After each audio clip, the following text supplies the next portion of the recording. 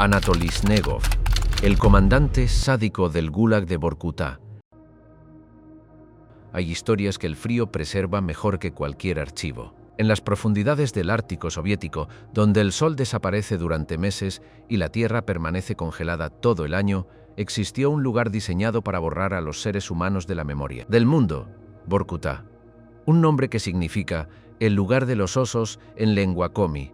Pero los osos habían huido hacía mucho. Lo que quedaba era otra especie de depredador.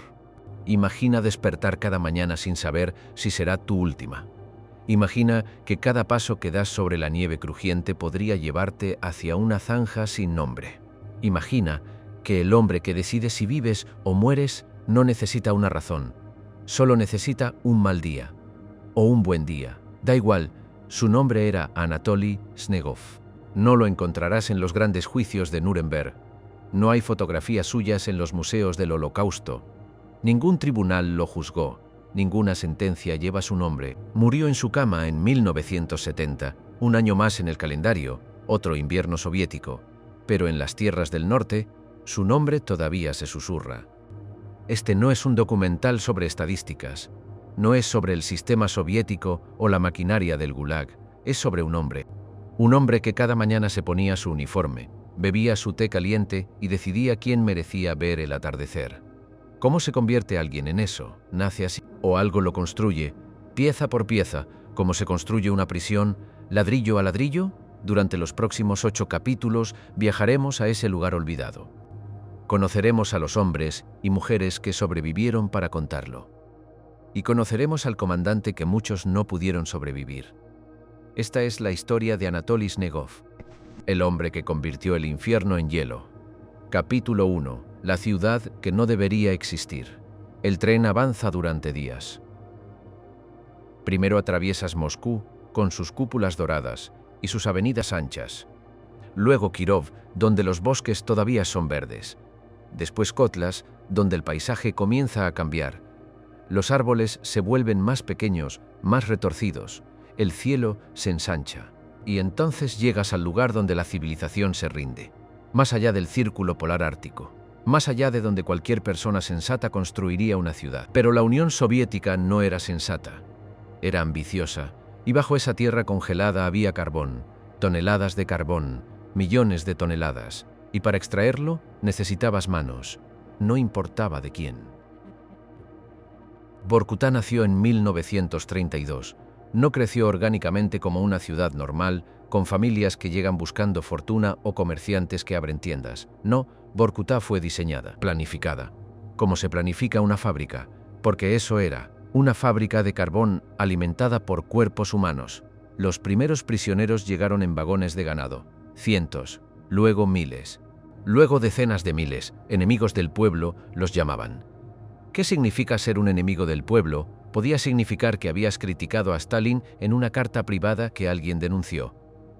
Podía significar que tu abuelo había sido terrateniente antes de la revolución. Podía significar que un vecino necesitaba alcanzar su cuota de arrestos y tú estabas en el lugar equivocado. Podía significar absolutamente nada. Un superviviente llamado Dmitri recordaba su llegada. Tenía 22 años. Había sido estudiante de ingeniería en Leningrado. Su crimen: pertenecer a un grupo de estudio donde alguien había contado un chiste sobre el bigote de Stalin. Cuando bajamos del tren, decía, lo primero que sentí fue el frío.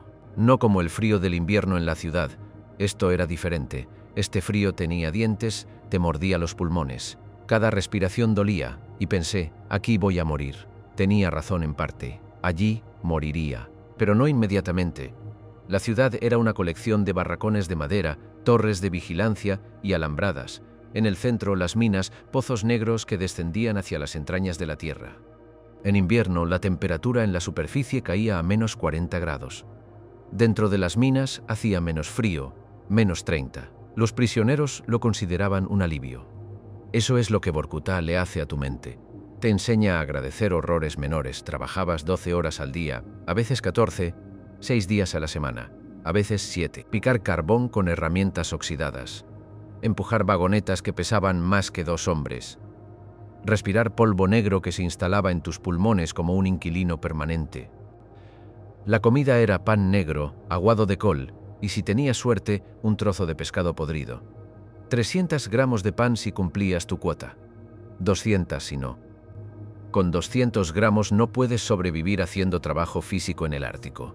No por mucho tiempo, así que cumplías tu cuota. O morías intentándolo. Las estadísticas son frías, pero hay que decirlas. De cada 5 prisioneros que llegaban a Vorkutá en los años 30, solo 3 sobrevivían el primer año. En los años 40, con la guerra, las cifras empeoraron, 2 de cada 5. ¿A dónde iban los cuerpos? Fosas comunes en el permafrost. La tierra congelada era demasiado dura para cavar profundo, así que las tumbas eran poco profundas. En primavera, cuando la capa superior se derretía ligeramente, los cuerpos a veces emergían. Brazos, piernas, rostros grises. Los guardias obligaban a otros prisioneros a empujarlos de vuelta bajo tierra. Natalia era una doctora de Moscú. Había sido arrestada por ayudar a un paciente que resultó ser un disidente. En Vorkutá trabajaba en la enfermería del campo, si es que se le podía llamar enfermería. Una cabaña de madera con catres y pocos suministros. Veías morir a personas todos los días, recordaba, escorbuto, neumonía, tuberculosis, inanición, agotamiento, y algunos simplemente se apagaban, como velas. Un día dejaban de luchar, dejaban de comer, se acostaban y no se levantaban más. Le preguntaron si los guardias mostraban compasión. Se rió, una risa seca, sin humor. Los guardias no nos veían como personas, éramos números, unidades de producción. Si un caballo se rompe una pata, lo reemplazas. Así pensaban de nosotros. Pero incluso entre los guardias había jerarquías, niveles de crueldad, grados de indiferencia. Y en la cúspide de esa pirámide, en cierto momento de la historia de Vorkutá, estuvo él, Anatoly Snegov. Nadie recuerda exactamente cuándo llegó. Los registros son confusos, deliberadamente confusos. El sistema soviético era experto en hacer desaparecer cosas, incluidos nombres, incluidas fechas, pero lo que nadie pudo borrar fue la memoria de quienes lo conocieron. Era alto, decía Dmitri. No particularmente musculoso. Pero había algo en su postura, la manera en que caminaba, como si el campo entero le perteneciera, y supongo que así era. Otro superviviente, Yevgeny, lo recordaba diferente. Nunca levantaba la voz, eso era lo aterrador. Otros comandantes gritaban, golpeaban, se enfurecían. Snegov era tranquilo. Te miraba como un científico mira un insecto bajo un microscopio. Curioso, distante, y luego decidía si valías la pena o no. Había llegado a Vorkutá con credenciales impecables. Miembro del partido desde joven, veterano de la guerra civil. Leal, eficiente, despiadado. Exactamente lo que necesitaban para un lugar como ese. Su trabajo era simple: mantener la producción de carbón, mantener el orden, mantener a los prisioneros trabajando hasta que ya no pudieran trabajar. Y lo hizo excepcionalmente bien. Bajo su mando, Vorkutá alcanzó cifras récord de extracción. Los informes que enviaba a Moscú eran inmaculados. Cada tonelada contabilizada, cada incidente documentado. Todo limpio, todo eficiente. Pero había un costo, siempre hay un costo. Los prisioneros comenzaron a notar un patrón. Si cumplías tu cuota, podías sobrevivir. Pero si causabas problemas, si te quejabas, si mirabas a un guardia de manera equivocada, si simplemente tenías mala suerte, desaparecías. No a otra zona del campo, no a otra mina, simplemente desaparecías. Al principio pensaban que los transferían. Vorkutá era parte de una red enorme de campos. Miles de campos a lo largo de la Unión Soviética. Quizás los enviaban a otro lugar, pero luego alguien encontró la zanja. Era primavera. Una primavera ártica que significa que la nieve se derrite en charcos sucios y el barro lo cubre todo. Un grupo de prisioneros estaba cavando cimientos para un nuevo barracón cuando las palas chocaron contra algo. No era roca, era hueso, decenas de cuerpos, cientos quizás, amontonados sin orden. Sin ataúdes, sin nombres, solo cuerpos en la tierra congelada. Algunos tenían agujeros en la parte posterior del cráneo. El método clásico, un tiro en la nuca, rápido, eficiente, limpio. La palabra se extendió entre los prisioneros, susurros en los barracones, miradas cuidadosas cuando los guardias pasaban cerca. Snegov estaba ejecutando gente, no como castigo oficial, no después de juicios o sentencias, solo porque podía. Alguien se atrevió a preguntar: Un prisionero llamado Boris, que había sido ingeniero y todavía creía ingenuamente en reglas y procedimientos. Le preguntó a un guardia sobre los desaparecidos. ¿Dónde estaban? ¿Qué les había pasado? El guardia lo miró durante un largo momento. «Pregúntale al comandante», dijo finalmente. «Si te atreves». Boris no preguntó. 3 días después, Boris también desapareció. Capítulo 2. El arquitecto del miedo. Hay una pregunta que todos se hacían pero nadie se atrevía a pronunciar en voz alta. ¿Por qué? No porque existía Vorkuta. Eso tenía una lógica terrible pero clara. Carbón, producción, el gran proyecto soviético de industrialización costara lo que costara. Los campos de trabajo eran engranajes en esa maquinaria. Pero esto era diferente. ¿Por qué mataba Snegov cuando no tenía que hacerlo? Los prisioneros ya estaban muriendo lo suficientemente rápido por el frío, el hambre, las enfermedades. El sistema ya estaba diseñado para consumirlos lentamente. Entonces, ¿por qué acelerar el proceso? ¿Por qué ensuciar sus manos cuando el Ártico haría el trabajo por él? Mijaíl era un profesor de historia de Minsk. Había sido arrestado por poseer libros prohibidos. En Vorkuta, trabajaba clasificando documentos en la oficina administrativa. Un privilegio extraordinario que probablemente le salvó la vida. Desde allí, vio cosas que otros no veían. Snegov llevaba registros, contaba Mijaíl. No de las ejecuciones, por supuesto, eso nunca estaba escrito, pero llevaba registros de todo lo demás: producción, consumo de alimentos, enfermedades. Eficiencia laboral, era meticuloso, obsesivo incluso, y vi algo extraño en sus números. Cada mes había una cantidad de prisioneros que desaparecían de las listas, no marcados como muertos por causas naturales, no transferidos, simplemente borrados como si nunca hubieran existido. Al principio pensé que era incompetencia burocrática, pero los números eran demasiado consistentes, demasiado regulares, entre 10 y 20 personas cada mes, a veces más, 20 personas al mes, 240 al año. ¿Durante cuántos años comandó Snegov Vorkuta exactamente? Nadie lo sabe con certeza. Los registros son contradictorios. Algunos dicen 3 años.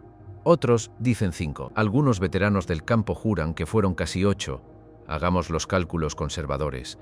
3 años, 240 al año, 720 personas, 720 vidas borradas. 720 madres que nunca supieron qué le pasó a su hijo. 720 familias que esperaron cartas que nunca llegarían, pero los números no cuentan la historia completa. Nunca lo hacen. Larisa había sido bailarina en el Teatro Bolshoi. Su crimen era amar a un hombre que resultó ser espía francés. O eso dijeron. Ella nunca lo creyó. En Vorkuta, su belleza se marchitó en semanas. El frío y el hambre no respetan el arte. Trabajaba en las cocinas, otro privilegio relativo. Al menos estaba dentro. Al menos había calor de las estufas. Una tarde de invierno, Snegov vino a inspeccionar las provisiones. Hacía eso a veces, aparecía sin aviso, caminaba entre los prisioneros, observaba, me miró, recordaba Larisa, su voz todavía temblando décadas después. No como miran otros hombres, no había lujuria, no había odio, era peor, era como si estuviera evaluando. Como un granjero evalúa ganado en el mercado. Este sirve, este no. Señaló a una mujer que trabajaba cortando repollo. Nina. Era mayor, 50 y tantos años, había sido enfermera, buena persona, amable incluso en ese lugar. Snegov le preguntó su número de prisionero. Nina lo dijo. Él asintió, escribió algo en una libreta que siempre llevaba y se fue. Nina desapareció esa noche. ¿Nadie la volvió a ver? ¿Por qué Nina? Larisa nunca lo supo. Tal vez no había razón. Tal vez la razón era demasiado banal para recordar. Tal vez Nina había derramado sopa. Tal vez había tosido cuando Snegov pasaba. Tal vez simplemente era su turno. Esa era la esencia del terror que Snegov creaba. No había reglas. En otros campos había una lógica brutal pero predecible.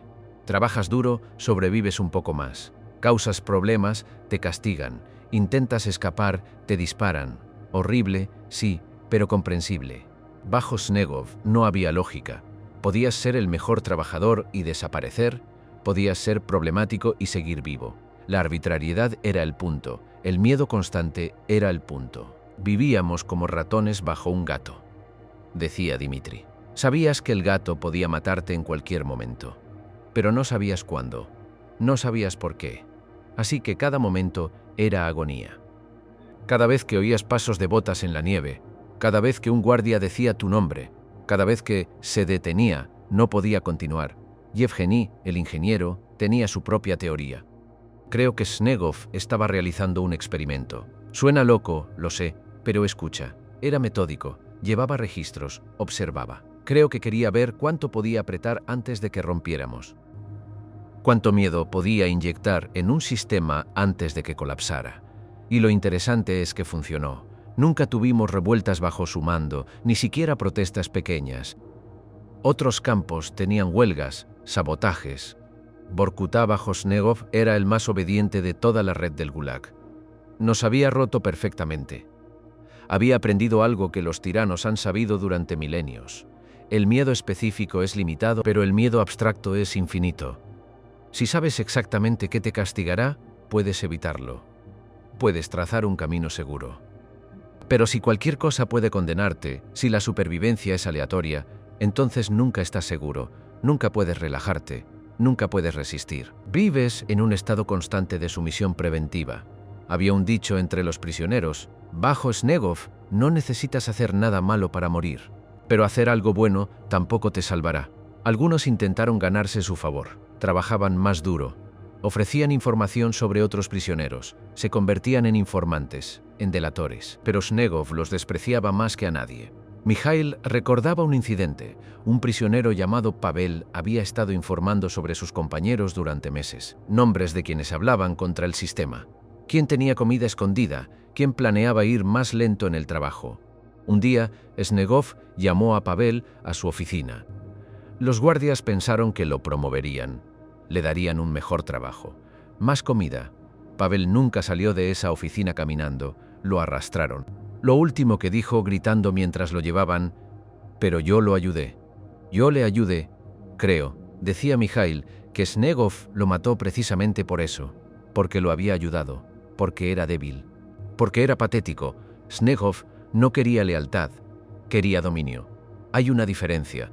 Capítulo 3. Los rituales de la oscuridad. El invierno ártico tiene su propia psicología. Cuando el sol desaparece durante meses, cuando la noche se extiende como un océano negro sin orillas, algo cambia en la mente humana.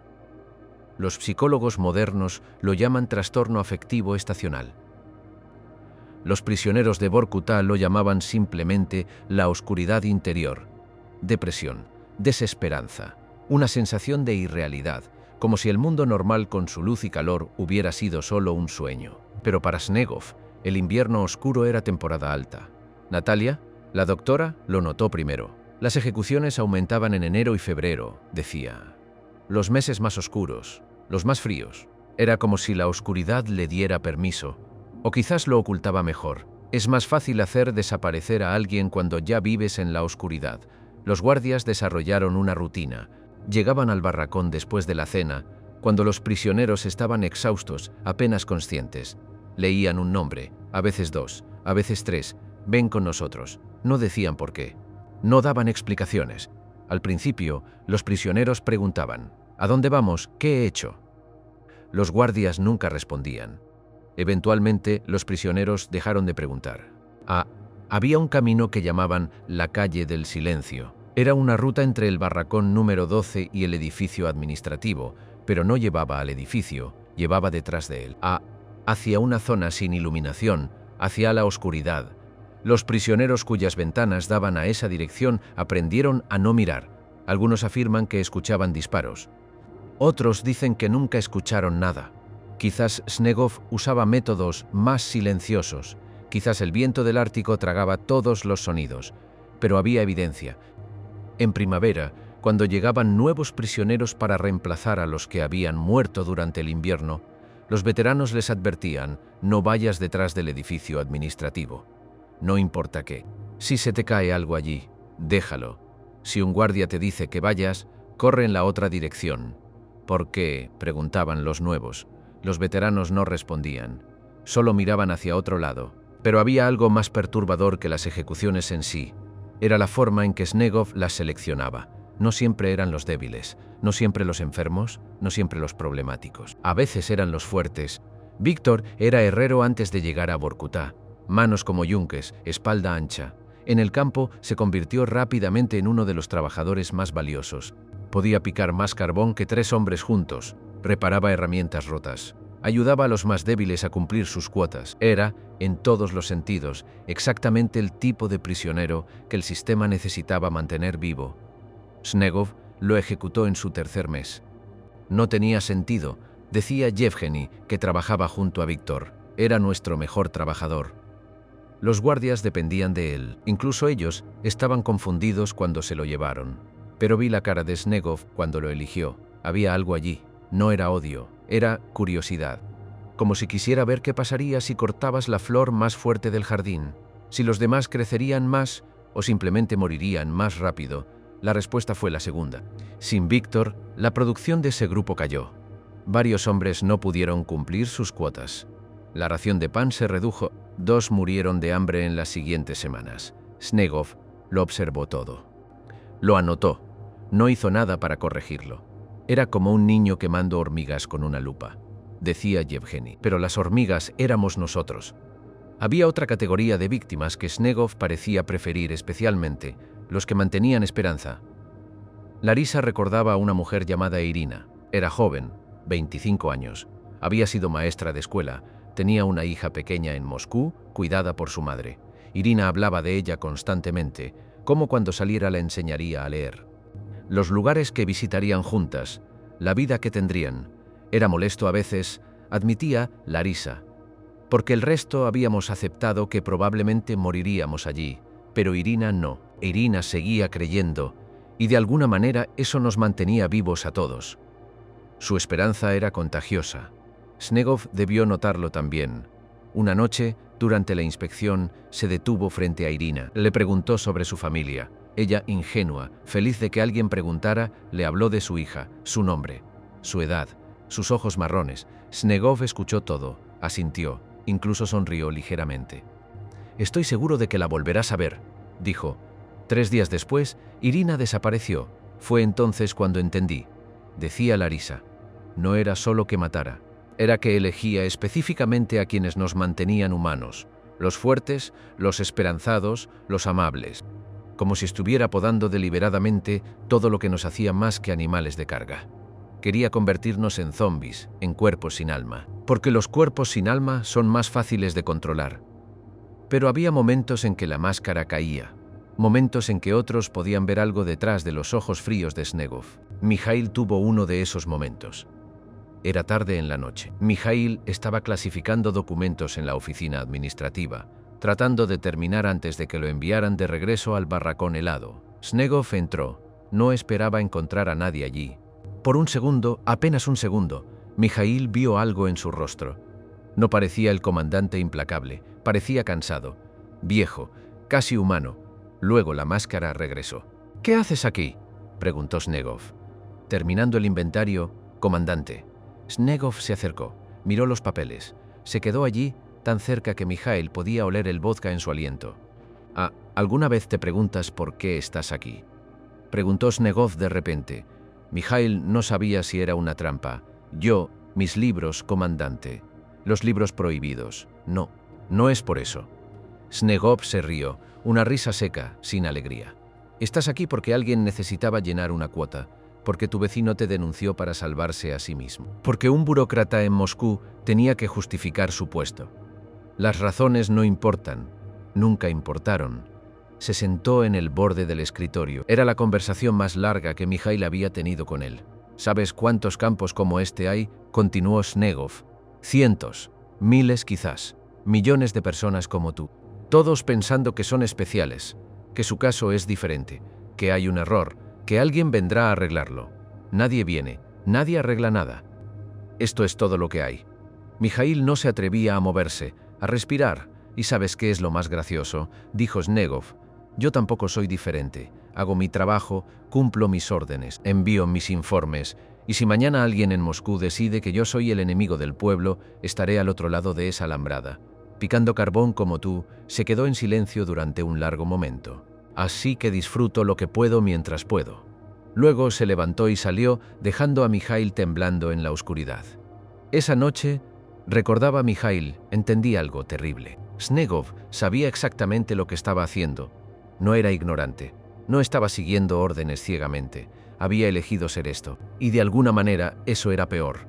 Capítulo 4. Los testigos silenciosos. No todos en Vorkuta eran prisioneros. Había guardias, administradores, personal médico libre, ingenieros, técnicos, incluso algunas familias, esposas e hijos de oficiales, que vivían en la zona residencial del complejo. Ellos también vieron cosas. Pero el silencio es una forma de complicidad. Grigori Petrov era un guardia joven cuando llegó a Vorkuta. Tenía 19 años. Venía de una pequeña aldea en Ucrania donde el hambre había matado a la mitad de su familia durante las colectivizaciones. El ejército era su escape. Una oportunidad de comer regularmente, de tener un techo. No le dijeron que sería guardia en un campo de prisioneros. No le dieron opción. Décadas después, en una entrevista grabada poco antes de su muerte en 1996, Grigori habló por primera vez. El primer día me dijeron las reglas. Los prisioneros no son personas, son enemigos. Si muestras debilidad, si muestras compasión, te convertirás en uno de ellos. Vi que le pasaba a un guardia. Compartió su pan con un prisionero enfermo. A la semana siguiente estaba al otro lado de la alambrada. Así que aprendí a no ver, a no sentir. Era supervivencia, pero había cosas que no podía dejar de ver. Una noche, Snegov me ordenó que lo acompañara. Yo y otros 2 guardias fuimos al barracón número 7, sacamos a 3 hombres. No nos dijeron por qué, solo que los lleváramos detrás del edificio administrativo.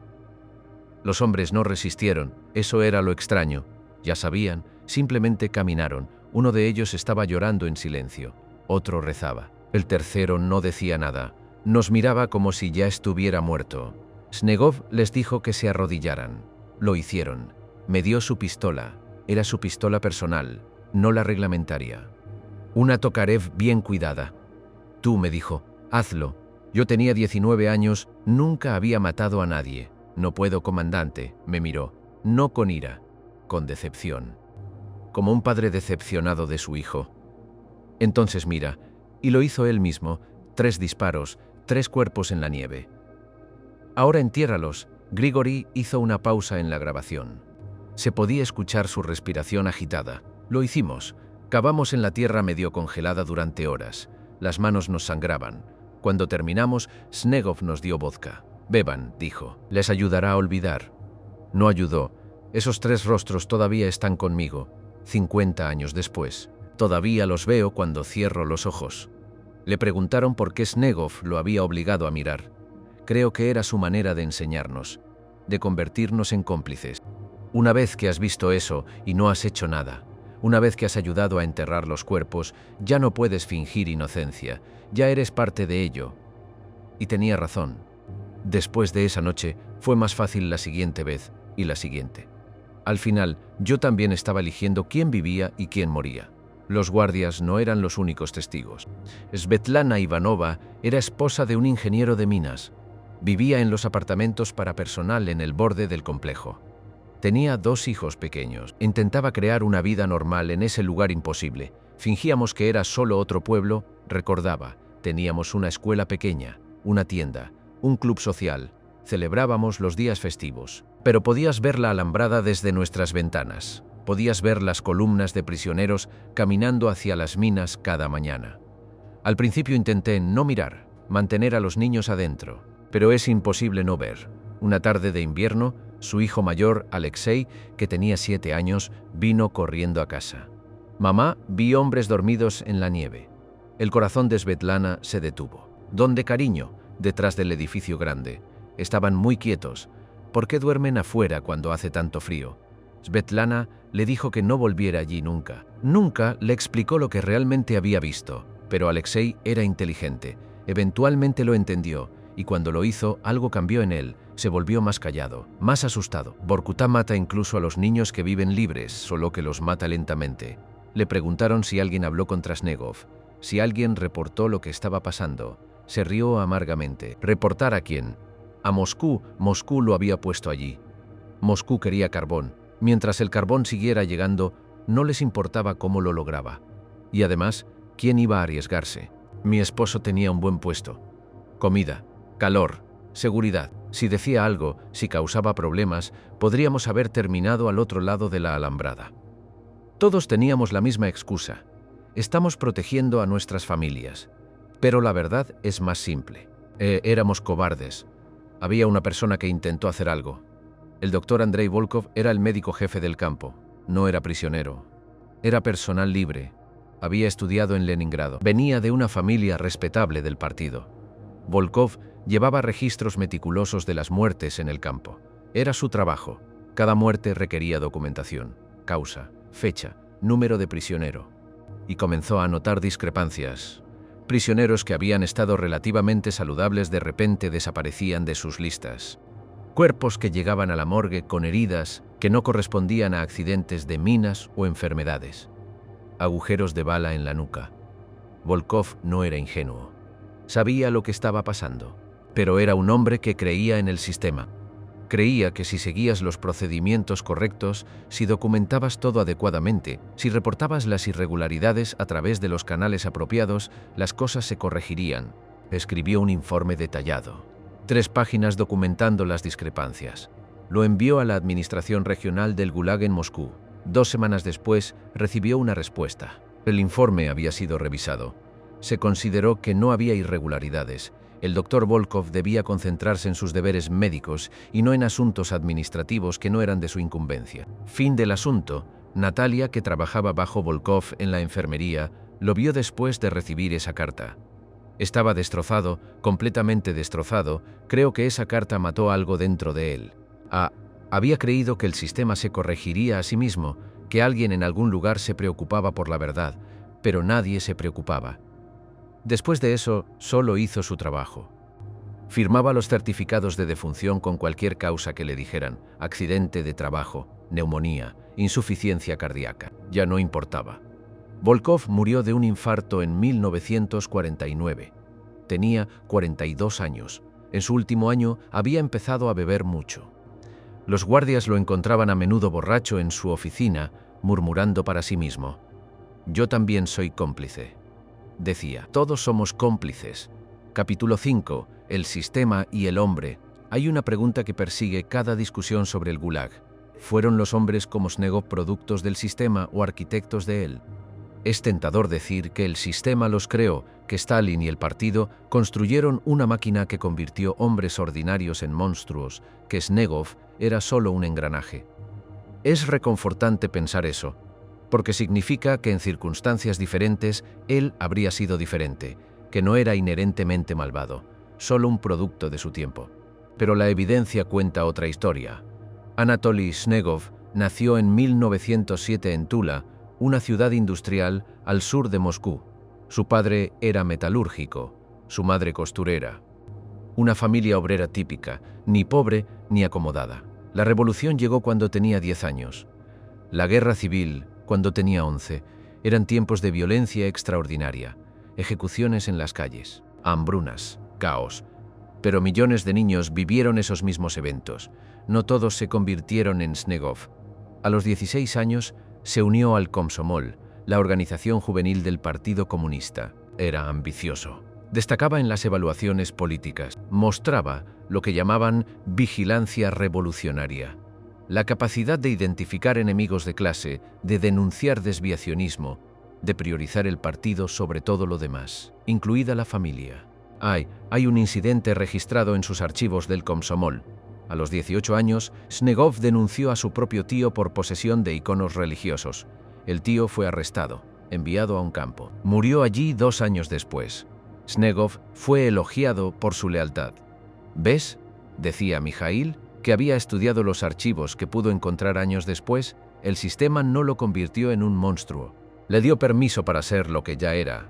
Le dio estructura, propósito, legitimidad. Había miles de personas que trabajaban en el Gulag. No todas ejecutaban prisioneros por capricho. Muchos simplemente hacían su trabajo, horrible como era, pero dentro de las reglas. Snegov fue más allá, eligió ir más allá. En 1934, Snegov fue asignado a su primer puesto en el sistema del Gulag, un campo pequeño en los Urales. Los registros de ese período son escasos, pero hay evidencia de que ya entonces destacaba. Un informe de evaluación de su superior directo decía: el camarada Snegov muestra iniciativa excepcional en el mantenimiento del orden. Ha desarrollado métodos eficaces para maximizar la productividad laboral. Recomienda promoción. ¿Qué eran esos métodos eficaces? El informe no lo especifica, pero los supervivientes de ese campo, los pocos que quedaban, lo recordaban. Era el que inventó el sistema de cuotas imposibles. Decía un hombre llamado Piotr en una entrevista de 1992. Te ponían una cuota que sabías que no podías cumplir. Y si no la cumplías, perdías tu ración. Pero la ración ya era tan pequeña que sin ella morías en días. Así que trabajabas hasta colapsar. Y cuando colapsabas, simplemente te reemplazaban. Era eficiente. Snegov lo hizo eficiente. Subió rápidamente en la jerarquía del Gulag. En 1938, durante el Gran Terror, fue promovido a comandante asistente en Colima, uno de los campos más mortales de toda la red. Colima era donde enviaban a los peores criminales y enemigos políticos más peligrosos. La tasa de mortalidad era del 70% en el primer año. Snegov ayudó a mejorar esa cifra. La hizo más eficiente. En 1941, con el comienzo de la guerra, fue transferido a Vorkuta. Esta vez como comandante completo. Autoridad total era su reino. Pero incluso dentro del sistema brutal del Gulag, Vorkuta, bajo Snegov, destacaba. Había un inspector que visitó el campo en 1943. Su informe sobrevivió en los archivos, aunque estuvo clasificado durante décadas.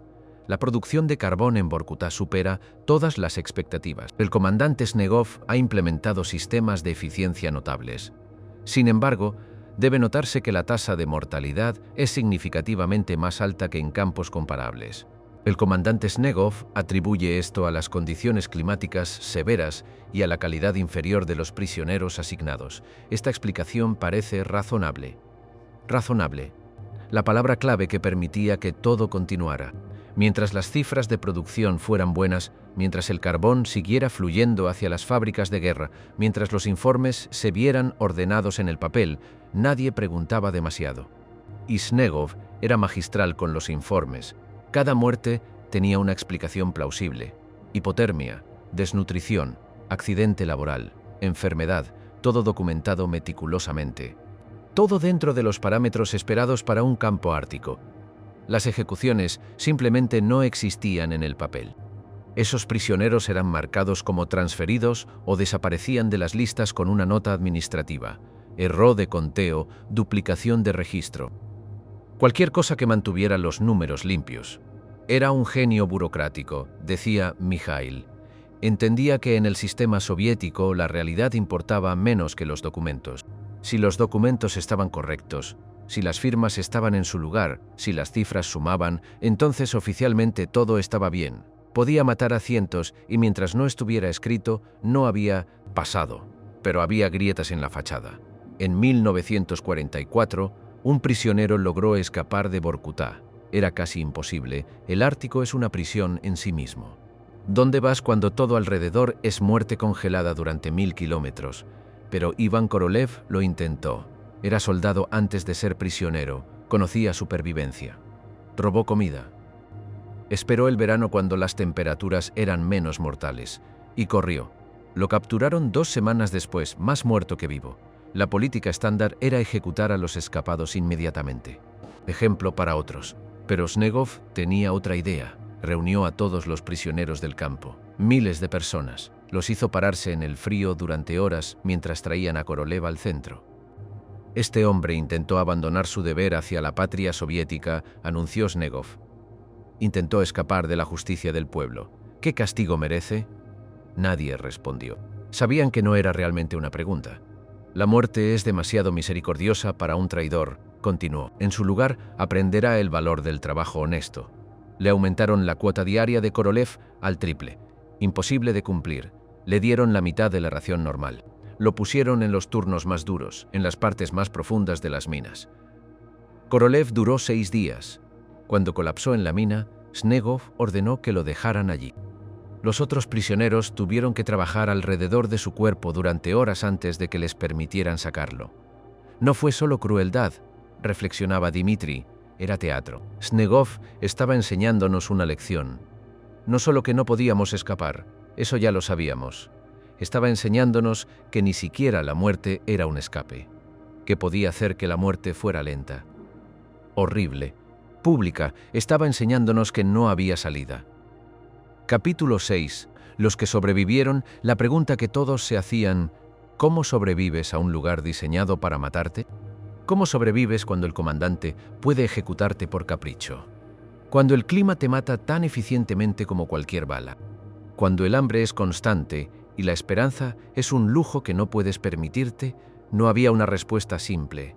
Cada persona encontraba su propia manera, decía Natalia. O moría. Algunos sobrevivían volviéndose invisibles, mantener la cabeza baja, nunca destacar, nunca ser el mejor trabajador, ni el peor, ser exactamente promedio. Porque lo excepcional en cualquier dirección atraía atención, y la atención era muerte. Otros sobrevivían encontrando ángulos, pequeños privilegios que marcaban la diferencia entre vida y muerte. Un trabajo en interiores, acceso a comida extra, una manta adicional. Larisa sobrevivió en las cocinas, no porque fuera particularmente habilidosa cocinando. Sobrevivió porque aprendió a ser útil para los guardias sin comprometer completamente su humanidad. Les remendaba uniformes, les cortaba el cabello, pequeños servicios que me ganaban un poco de pan extra, un tazón adicional de sopa. ¿Era colaboración? Quizás, pero estaba viva. Y muchos que se negaron a hacer cualquier concesión murieron con su pureza intacta. No los juzgo, pero tampoco me juzgo a mí misma. Dimitri sobrevivió gracias a su educación. Sabía leer y escribir bien. Sabía matemáticas. Eventualmente lo trasladaron de las minas a la oficina, ayudando con inventarios y reportes. Me sentía culpable, admitía. Sabía que cada hora que pasaba en esa oficina caliente era una hora que otros pasaban muriendo en las minas. ¿Por qué yo merecía ese privilegio? Pero el sentimiento de culpa no alimenta, no te mantiene vivo. Así que lo enterré. Como enterrábamos todo lo demás. Yevgeny sobrevivió mediante la organización clandestina. Había grupos pequeños de prisioneros que se ayudaban mutuamente, compartían comida, cubrían a los más débiles cuando no podían trabajar. Creaban redes de apoyo invisibles. Era arriesgado. Si los guardias descubrían que ayudabas a alguien, te castigaban. Pero sin eso, ninguno de nosotros habría sobrevivido. Snegov trataba de rompernos individualmente. Nuestra resistencia era permanecer conectados, pero había otro factor que determinaba quién vivía y quién moría: suerte.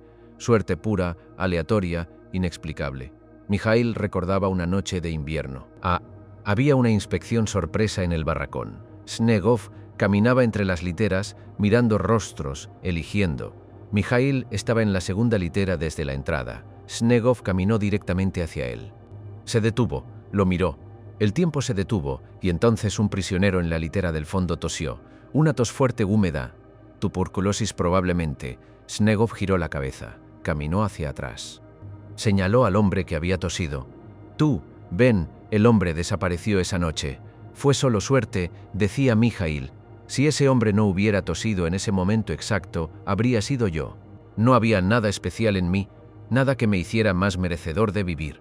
Esa es quizás la lección más dura de Vorkuta. No hay justicia, ni siquiera hay lógica. Solo hay caos disfrazado de orden. Había momentos raros de humanidad, incluso en ese infierno, pequeños actos de bondad que mantenían vivas las almas, si no los cuerpos. Natalia recordaba a un guardia joven llamado Sergei. No era como los demás. A veces, cuando nadie miraba, dejaba caer un trozo de pan cerca de un prisionero enfermo. O accidentalmente no veía cuando alguien tomaba un descanso no autorizado. Era peligroso para él. Si Snegov lo descubría, habría terminado del otro lado de la alambrada. Un día lo transfirieron. No sé si fue porque sospechaban o solo rotación normal. Pero cuando se fue, varios prisioneros lloraron. ¿Por qué? Porque nos había recordado que todavía existía la bondad, que no todos estaban rotos. También estaban los prisioneros que encontraban esperanza en lugares inesperados. Un hombre llamado Leonid tallaba pequeñas figuras en pedazos de madera que encontraba. Pájaros, flores, rostros, las escondía en lugares secretos del barracón. ¿Por qué haces eso?, le preguntó Dimitri una vez. Porque todavía puedo crear belleza, respondió Leonid. Y mientras pueda crear belleza, sigo siendo humano. Leonid murió en el invierno de 1945. Pero sus tallados sobrevivieron. Los prisioneros los pasaban de mano en mano, pequeños tesoros de humanidad. Algunos todavía existen hoy en museos pequeños dedicados a la memoria del Gulag, y había los que sobrevivieron simplemente por terquedad, por un rechazo profundo, visceral a darle a Snegov la satisfacción de su muerte. Lo odiaba, decía Yevgeny, lo odiaba con cada fibra de mi ser, y cada día me despertaba pensando, no voy a darle el placer de verme morir, voy a sobrevivir para ver su fin. Ese odio me mantuvo vivo. Me dio propósito cuando no había ningún otro propósito. Es extraño decir que el odio me salvó, pero lo hizo. La guerra terminó en 1945. Muchos prisioneros esperaban amnistías, liberaciones, un reconocimiento de que habían sufrido suficiente. No llegó. Vorkuta continuó operando. Los prisioneros continuaron muriendo. El carbón continuó fluyendo. Snegov continuó comandando. Cuando la guerra terminó y nada cambió, recordaba Larisa, algo se rompió en muchos de nosotros. Esa última pequeña llama de esperanza se apagó. Algunos simplemente se rindieron después de eso, dejaron de comer, dejaron de luchar. Murieron en semanas. Otros, los que sobrevivimos, nos endurecimos. Aceptamos que esta era nuestra vida ahora, para siempre probablemente. Y una vez que aceptas eso, paradójicamente, se vuelve más fácil soportar. Stalin murió en 1953. Cuando la noticia llegó a Vorkuta, los prisioneros no sabían cómo reaccionar. Algunos lloraron de alivio, otros tenían miedo de que las cosas empeoraran, otros no sentían nada. Stalin había sido un concepto abstracto, lejano, irreal. Snegov era real, Snegov estaba aquí, y Snegov no cambió después de la muerte de Stalin, pero el sistema sí, lentamente, muy lentamente. Khrushchev subió al poder, comenzó la desestalinización. Algunos campos fueron cerrados, algunos prisioneros fueron liberados, no muchos, no rápidamente, pero algo estaba cambiando. En 1956 hubo una huelga en Vorkuta. Miles de prisioneros se negaron a trabajar, exigieron mejores condiciones, exigieron revisión de sus casos, exigieron justicia. Fue reprimida brutalmente, tanques entraron al campo, hubo disparos, docenas murieron, pero funcionó.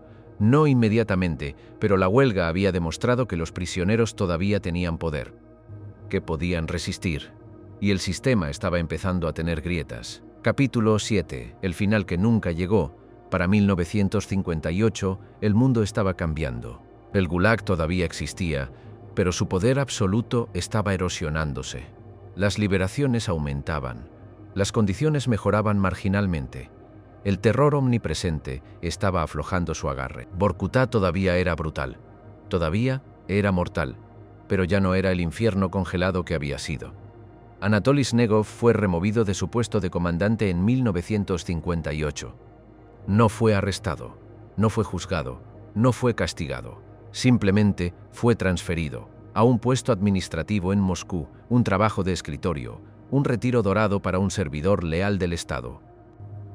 Cuando escuchamos que se iba, recordaba Dmitri, hubo una celebración silenciosa en los barracones. Nada abierto, nada que los guardias pudieran ver, pero todos lo sabíamos. El monstruo se iba, y entonces esperamos que lo arrestaran, que lo juzgaran, que finalmente pagara por lo que había hecho. Seguimos esperando. Snegov vivió los siguientes 12 años en relativa comodidad en Moscú. Tenía un apartamento pequeño pero decente. Una pensión del Estado. Acceso a tiendas especiales reservadas para funcionarios del partido. No hay evidencia de que expresara remordimiento. Tampoco hay evidencia de que celebrara lo que había hecho. Simplemente vivió, existió. Un vecino que lo conoció en esos años lo describió como un hombre callado que mantenía para sí mismo. Cortés pero distante. Nunca hablaba de su pasado. ¿Pensaba en Vorkuta? ¿Veía las caras de los que había matado cuando cerraba los ojos? ¿Lo perseguían las pesadillas? Nadie lo sabe. Murió de un infarto en enero de 1970. Tenía 63 años. Hubo un pequeño funeral. Algunos antiguos colegas asistieron. Fue enterrado en un cementerio común de Moscú. Su tumba no tiene nada especial. Solo su nombre y fechas. Ningún monumento. Ninguna placa. Ningún reconocimiento de lo que fue. Pero tampoco ninguna rendición de cuentas. Cuando me enteré de que había muerto, decía Natalia, esperaba sentir alegría, o alivio, o algo, pero solo sentí vacío. porque él nunca enfrentó justicia, nunca admitió lo que hizo, nunca pidió perdón, murió creyendo que había hecho su deber, que había servido bien a su país y, en cierto modo, el sistema le dio la razón. Lo protegió hasta el final. Los supervivientes comenzaron a hablar después de su muerte, no inmediatamente. El Gulag todavía era un tema delicado en la Unión Soviética. Pero lentamente con los años, las historias emergieron, libros de memorias, entrevistas, testimonios. Algunos mencionaban a Snegov, lo describían, contaban lo que había hecho, pero sus historias se perdían entre millones de otras historias. Tantas víctimas, tantos perpetradores, tantos campos, tantos nombres. Vorkutá era solo uno de cientos de campos. Snegov era solo uno de miles de comandantes. El horror era tan vasto que los detalles individuales se difuminaban. Mikhail dedicó años después de su liberación a documentar lo que había pasado. Recopiló testimonios, buscó archivos, intentó crear un registro completo de las víctimas de Snegov. Era imposible. Los registros estaban destruidos o clasificados. Los testigos estaban muertos o traumatizados o no querían recordar. Cada pista llevaba a un callejón sin salida. Pero encontré algunos nombres, algunas historias, algunos rostros, y pensé, al menos estos no serán olvidados. Escribió un libro, lo autopublicó en 1993, después de la caída de la Unión Soviética. Se llamaba El comandante del hielo, Memoria de Vorkutá. Vendió 300 copias, nadie quería leer sobre eso, decía con tristeza. Rusia estaba mirando hacia adelante, construyendo un nuevo futuro. El pasado era inconveniente. Pero yo no podía olvidar, ninguno de nosotros podía. Larisa regresó a Moscú después de su liberación en 1957. Intentó reconstruir su vida, nunca volvió a bailar. El Bolshoi no la quería de vuelta. Una exprisionera, era una mancha, trabajó como maestra de baile para niños. Una vida pequeña, callada. La gente me preguntaba sobre Vorkutá a veces y yo decía que no quería hablar de ello. Pero la verdad es que nunca dejé de pensar en ello. Cada día, cada noche, las caras de las mujeres que desaparecieron, los nombres que olvidé, los momentos en que podría haber ayudado a alguien y no lo hice porque tenía demasiado miedo. Sobreviví, pero la culpa del superviviente es real. ¿Por qué yo y no ellas? Dmitry se convirtió en ingeniero después de su liberación. Tuvo una carrera exitosa, una familia, nietos. Nunca le contó a sus nietos sobre Vorkutá. ¿Cómo les explicas ese mundo? ¿Cómo les dices que su abuelo vio cosas que ningún ser humano debería ver? Que vivió en un lugar donde la vida humana no valía nada. Quería que crecieran en un mundo donde eso era imposible de imaginar, pero sé que estaba equivocado. Porque si olvidamos puede volver a pasar. Yevgeny nunca se recuperó realmente. Desarrolló alcoholismo severo, pesadillas constantes, lo que ahora llamaríamos trastorno de estrés postraumático. Se suicidó en 1982. En su nota decía simplemente, nunca realmente salí de Vorkutá. Solo mi cuerpo lo hizo. Capítulo 8. Las preguntas que quedan. Vorkutá todavía existe. No como campo de prisioneros. Eso terminó décadas atrás. Pero la ciudad permanece. 50.000 personas todavía viven allí. Todavía extraen carbón, aunque mucho menos que antes. Es una ciudad fantasma en el Ártico, mitad abandonada, congelada en el tiempo. Puedes visitar el antiguo complejo del campo. Algunas torres de vigilancia todavía están en pie. Los barracones están derrumbados. La alambrada oxidada. Hay un pequeño museo. Placas conmemorativas. Algunos nombres de víctimas, los pocos que pudieron ser identificados. No hay mención de Anatoly Snegov. En Moscú, su tumba es indistinguible de miles de otras. Nadie la visita. No hay flores, no hay notas, solo una lápida con fechas. Y eso plantea la pregunta con la que hemos vivido desde el principio. ¿Cómo es posible? ¿Cómo es posible que un hombre mate a cientos, quizás miles, y nunca enfrente consecuencias? ¿Cómo es posible que viva una vida cómoda y muera pacíficamente en su cama? ¿Dónde estaba la justicia? La respuesta incómoda es nunca hubo justicia. El sistema soviético nunca juzgó realmente a sus propios perpetradores. Hubo algunos juicios simbólicos después de Stalin. Algunos comandantes particularmente notorios fueron procesados, pero fueron excepciones. La mayoría, como Snegov, simplemente se desvanecieron en la burocracia. Fueron transferidos, retiraron, murieron en paz. ¿Por qué? Porque juzgarlos habría requerido admitir la magnitud del horror.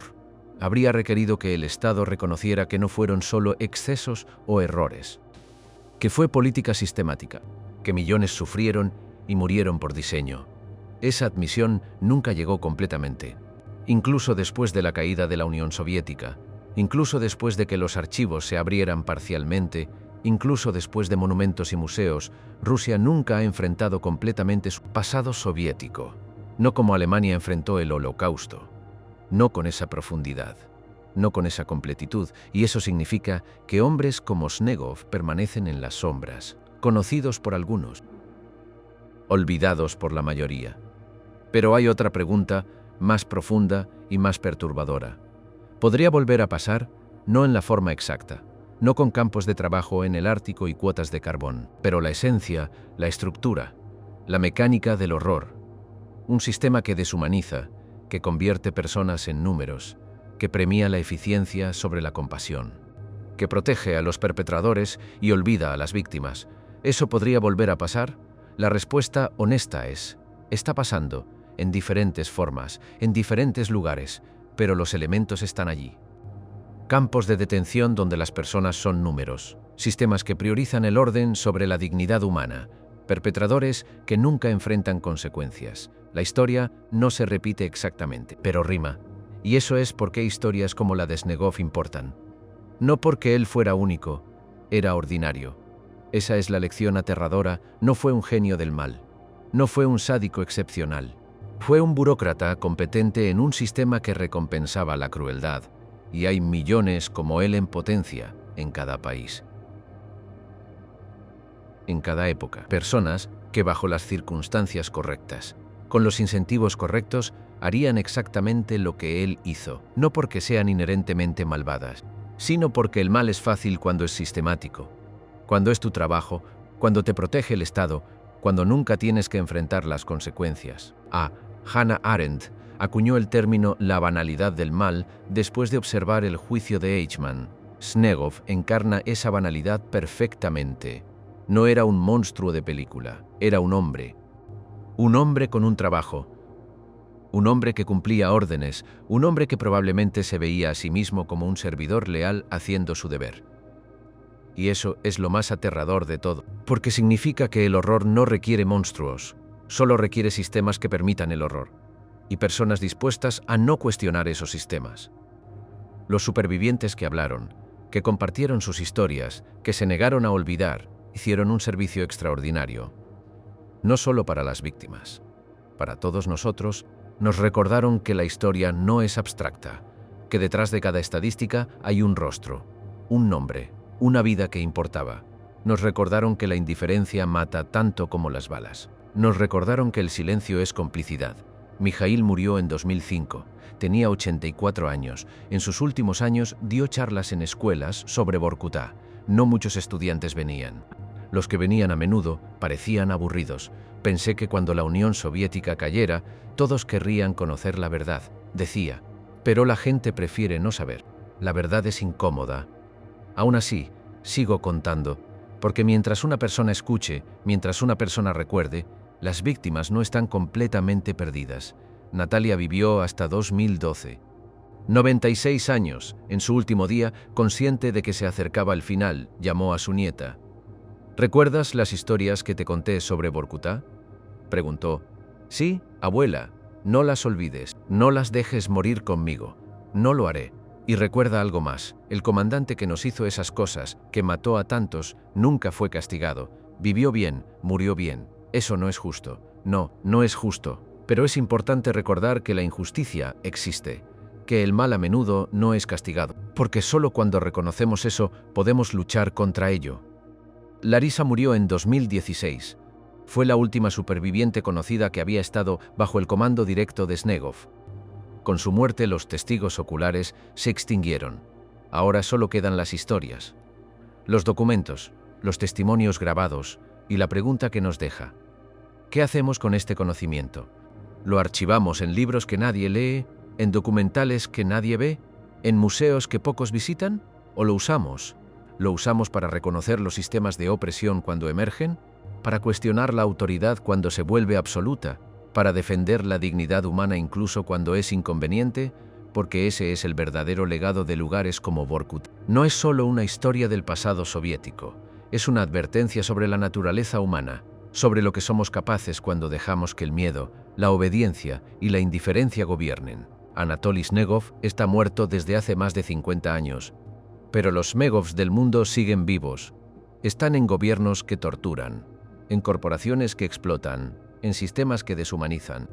Están en cada lugar donde se valora la eficiencia sobre la empatía, donde se protegen los órdenes sobre las personas, donde el poder opera sin rendición de cuentas. Y están en cada uno de nosotros cuando elegimos no ver, cuando elegimos no preguntar, cuando elegimos la comodidad sobre la conciencia. La historia de Vorkuta no terminó en 1958, cuando Snegov se fue. No terminó en 1970, cuando murió. No termina mientras los sistemas que lo produjeron, que lo protegieron, que lo permitieron, todavía existan. Termina cuando decidimos colectivamente que nunca más.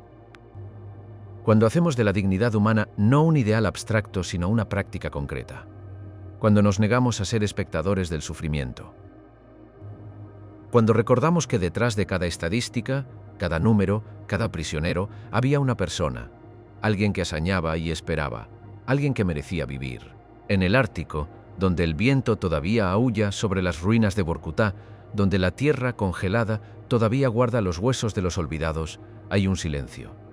No es paz, es ausencia. La ausencia de justicia, la ausencia de memoria, la ausencia de las voces que fueron silenciadas. Pero mientras contemos sus historias, mientras digamos sus nombres, mientras nos neguemos a olvidar, ese silencio no es completo. Hay una resistencia en el recuerdo, hay dignidad en la memoria. Hay esperanza en que la próxima generación aprenda. Y quizás, solo quizás, haga mejor. Esta ha sido la historia de Anatoly Snegov, comandante del campo de Vorkuta, asesino de cientos. Nunca juzgado, nunca castigado, pero no olvidado. No mientras permanezcan las historias, no mientras los supervivientes sean recordados, no mientras nosotros elijamos mirar directamente a la oscuridad y decir, esto pasó, esto fue real y nunca debe pasar de nuevo.